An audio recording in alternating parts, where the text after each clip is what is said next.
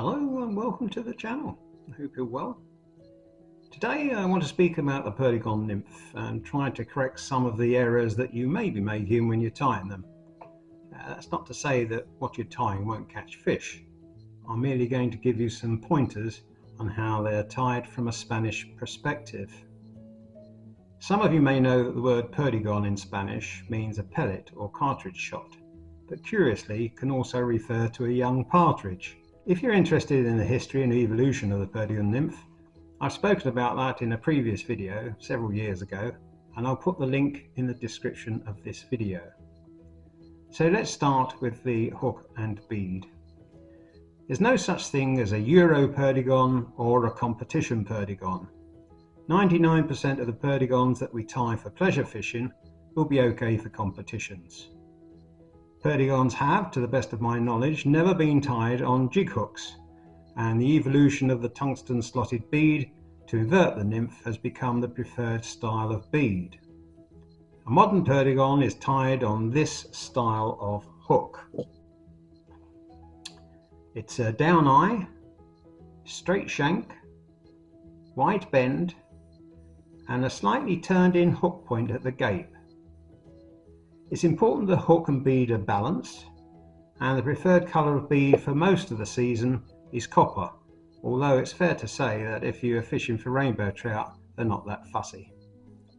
In the vise I have a size 16 hook with a 2.8 copper bead, and you should consider tying with finer thread. I normally use 10-0 or 12-0 thread, and this is a 10-0. How you set the bead is entirely up to you. Some people use glue, some tie by inverting their vise so that the bead hangs, but I'm going to tie it through the slot and then upright.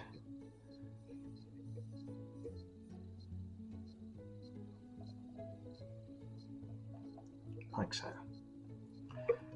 Now, you should make sure that the bead is set properly and that it doesn't move, although of course it can be rectified if that is the case. Now, the tail of a perdigon is nearly always gaillot de lion, and that's translated as coq de lion, spelt C-O-C-K. And apart from it being a traditional Spanish bred bird, the fibres are much stiffer and they are going to last a little bit longer.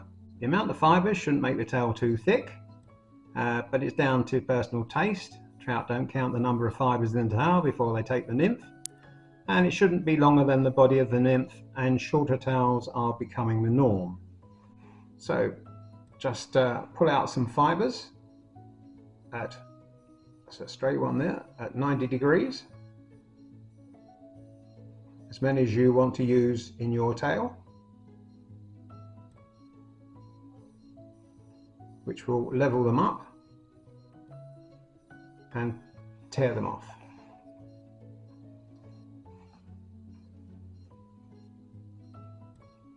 And tie them in.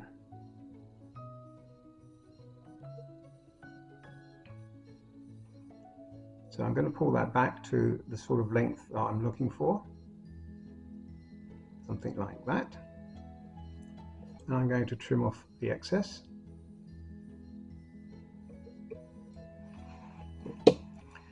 Now, in order to keep the perdigon as thin as possible, you can tie in the material at the same time.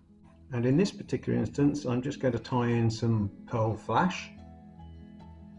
So I'll tie that in,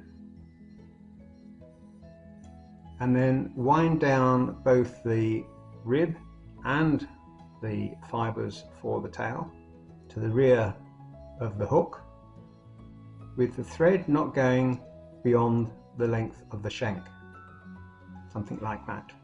I'll just trim up this excess flash for the rib, and I can find it, there we go.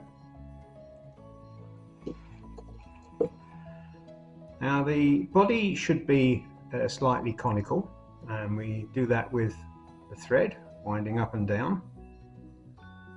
But remember to try and keep it as slim as possible.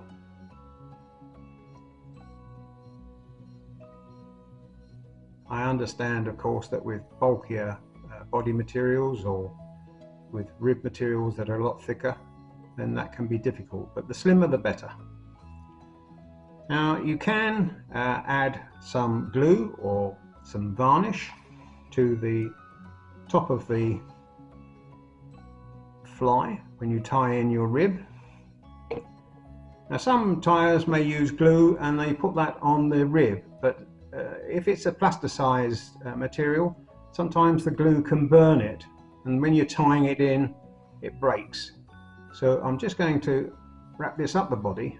This is a very simple perdigon. Fairly even wraps. Like so, up to the bead.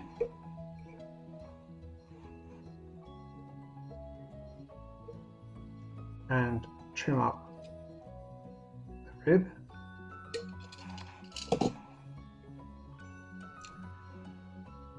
Now to finish off the fly, you can just put in a couple of wraps and tie it off there, or you can put some glue onto the thread, which I'm just going to do. Looks like I've got to change my glue.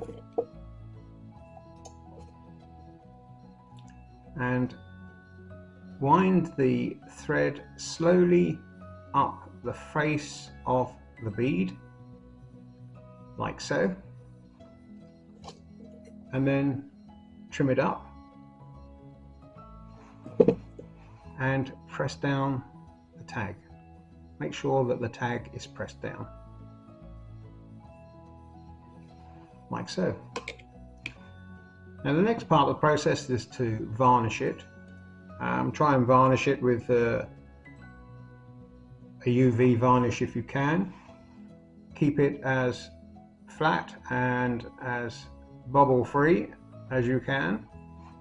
Try and keep it a nice even surface, although I don't think the trout for one moment worry about an even surface on the varnish. And I'll give that a zap.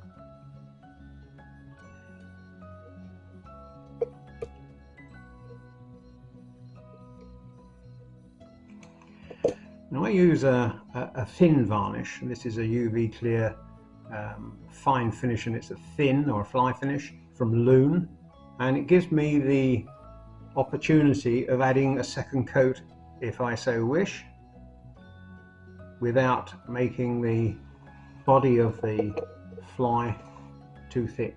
And I'll give that a second zap.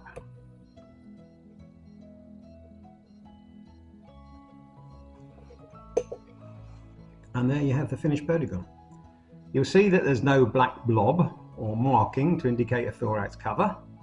There seems to be no extra benefit to adding a thorax cover on a perdigon, and it's applied increasingly less in Spain. So your finished perdigon should look something like this, which from my observations and my experience here in Spain is very much how a modern perdigon is tied. A perdigon has no fur, no feather, save for the tail fibres or hair tied into it, because that would be considered a natural nymph. Now why a thin body? With the same weight of bead, a slimmer body will fall through the water column just a little bit faster than a bulkier body, due to the less resistance, thus getting the nymph down to the fish quicker. But also consider that in faster water, the bulkier body will be picked up by the current quicker and thus taken further downstream, maybe falling behind a trout. I don't know. These are the finer margins of perdigon fishing. This is not necessarily the perfect perdigon, but it's a lot closer than something like that, or something like that. I get disappointed when videos offer to show you the perfect perdigon, or the only way, or the correct way to tie a perdigon, when in reality they're far from being so. I hope that you found this video helpful and instructive. Comments are welcome. Don't hesitate to give it a thumbs up, and do become a subscriber. Thanks for viewing, and I'll see you in the next video. Bye.